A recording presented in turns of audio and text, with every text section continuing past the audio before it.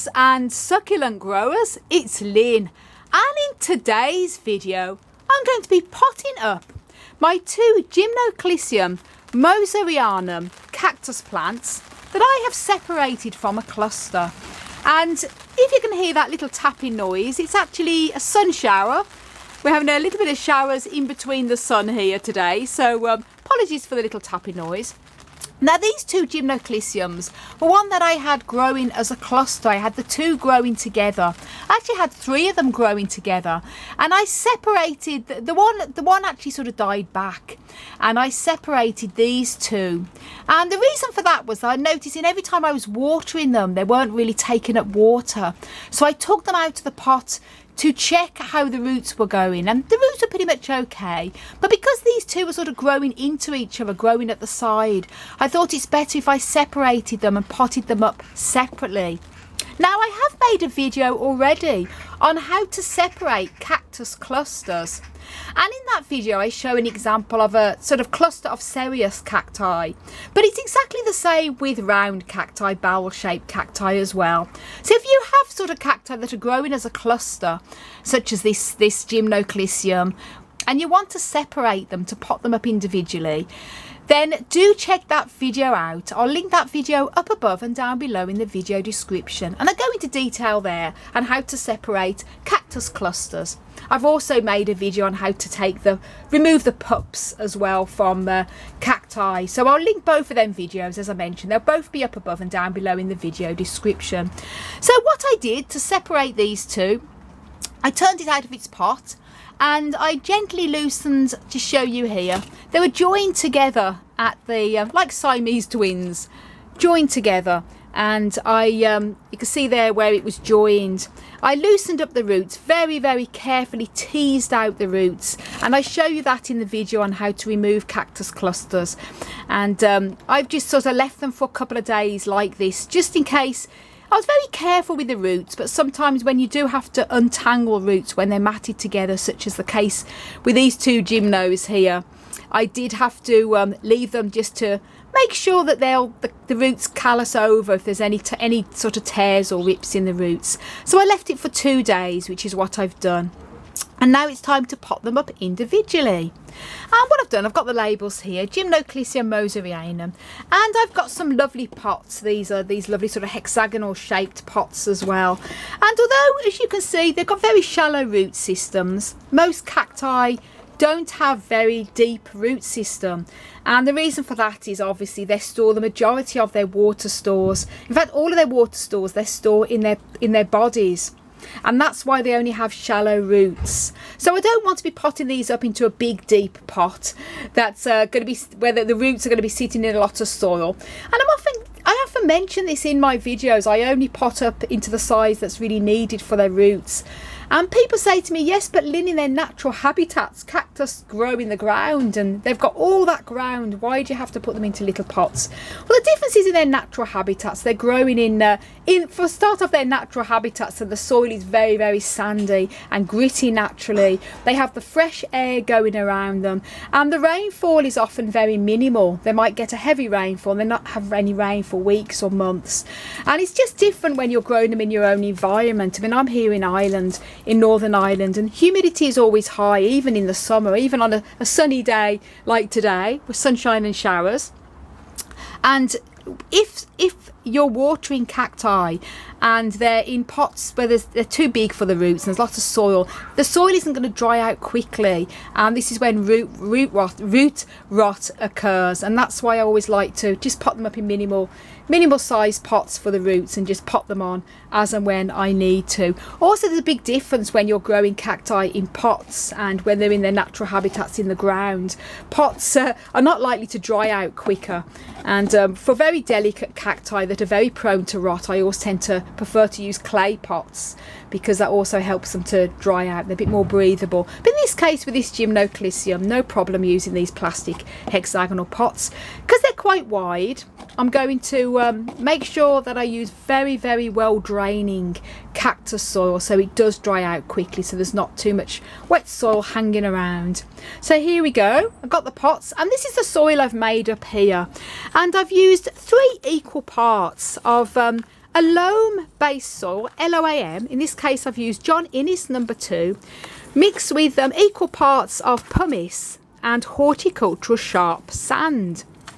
Now, I've made a video on how to make your own cactus and succulent soil, and I share that in that, how I make this up in that video. So do check it out if you want to know how to make a basic sort of cactus and succulent soil. I'll link that video also up above and down below in the video description. So I've made sure I've given it all a good stir around as well. And now it's time to get potting them up. Now, it's really important when you're handling very sharp cacti such as these that you protect your hands. Personally, I don't like using gloves because spines go straight through. But because this is very spiny, I'm using a sheet of sort of thick paper. It's very strong and the spines won't go through, just to protect my hands so I can wrap the cactus around. And what I've done here, I'm just going to show you. I've put the soil in the bottom of the pot because I'm going to have to gently place this in and put the soil all around. So I'll just pull back so you can see a little bit more of what I'm doing. Here I'm going to do the little one first, pick it up and then very carefully place it in like that. And it means by using the paper I'm not going to get stabbed. I'm personally not scared of spines. I'm used to handling cacti, but this one is very spiny, so I do have to be sensible here. Now once it's in, I can actually hold it then by the spines to make sure that it's central, and I want to make sure that I've got all the soil all around the side here. So I'm going to put in the soil around.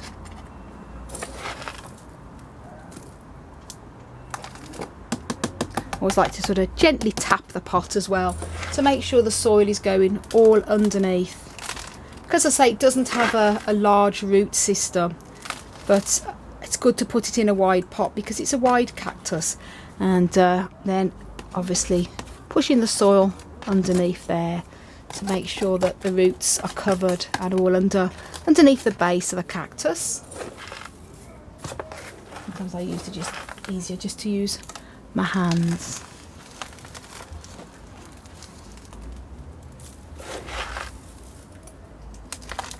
Just hopefully you can see what I'm doing here, guys. I'll just turn around.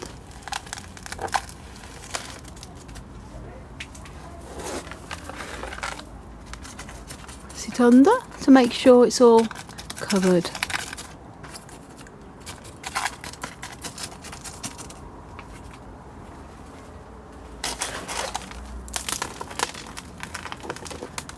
I'm using dry soil. Well, it's not totally dry, it's slightly damp soil, and that's because it's easier just for me to push it down. But I'm not going to be watering this cactus now for about 10 days, even though it's summertime now, and it is actually coming into bud. I've actually just noticed, guys, I wouldn't normally recommend repotting cacti when they are coming into bud because sometimes it can sort of disturb the budding and they'll abort the buds. But I actually didn't see the bud on this the other day, and there's actually a bud coming on it, so that's great news. But I've been very careful. As you can see, I was careful potting it up. I did have to separate them apart, so I did have to pull the roots away, but I was very careful I didn't disturb the roots, so hopefully it will still keep the bud. So that's that one, and then all you want to do is just gently tap, as I say. I'm going to top dress these as well with some top dressing just to finish them off, make them look a bit nicer. And then the label. Haha, that's the first one done. Now the second one, and as I say, I'm using this sheet of paper just to handle the cactus. Once it's in, it's fine. Placing it in like so. There we go. I can handle it by the spines once it's in. Pull back, just make sure that you can see what I'm doing. Yep. And then again.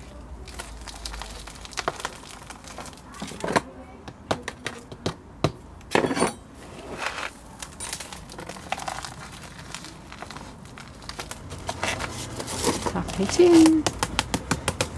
Tapping is a good little tip because it helps to push the soil down deeper down the sides, and as you can see, I need to get underneath the cactus as well.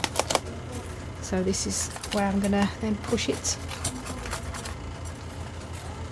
Little bits to take off.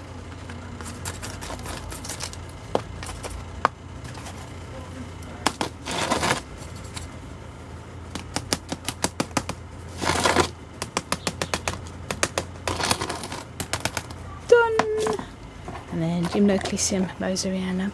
And I have made a video on how to repot a cactus and how to repot a very spiny cactus and lots of videos like that, so do check them out on my channel. I'll also link them down below as well. So that's them done, and now I'm going to get some top dressing to put some nice top dressing on them. Now here we are, some pumice that I'm going to use as top dressing. Just sprinkling it on, it just finishes them off nice. Top dressing isn't a necessity, but I always think it does finish them nice.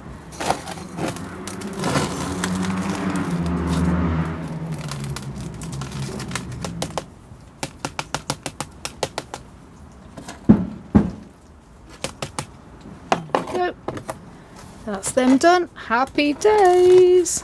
All potted up. So thanks so much for watching, everyone, and if you like the video, do give it a like. If you haven't done already, please do subscribe and don't forget to click the notification bell. You can also follow me on Instagram, Twitter and Facebook at Desert Plants of Avalon, and for more growing tips do check out my website desertplantsofavalon.com. And before you go, massive favour to ask, please leave a comment, even if it's a heart or smiley face, in the comments down below, because every comment really helps the algorithm. I want to wish you all a fantastic cactus powered day. Yay!